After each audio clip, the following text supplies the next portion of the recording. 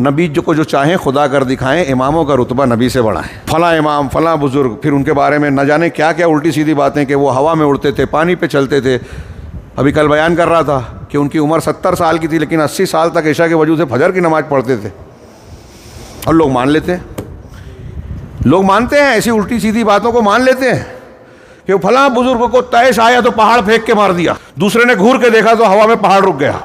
تو میں اس کو بولتا ہوں کہ کیا یہ ایسا تھا کرامت کھیلتے تھے؟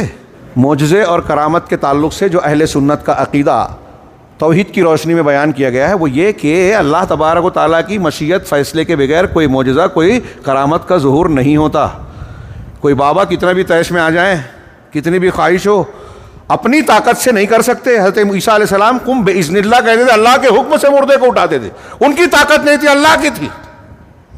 یہ عقیدے کا حصہ ہے ہمارے، اور یہ توحید سے جڑی ہوئی بات ہے۔ جب یہ توحید نہیں رہی تو لوگوں نے ان بزرگوں کی بزرگی کو جوڑ دیا اللہ کی الوہیت سے، ان کے معجزے اور کرامت کو ان کی طاقت مان لیا، اور پھر ان کے دروں پر جا کر ان کو وسیلہ بنا کر بلکہ براہ راست ان سے دعا کر رہے ہیں، فریاد کر رہے ہیں، وہ چیزیں کر رہے ہیں جو صرف اللہ کے لیے خاص ہے۔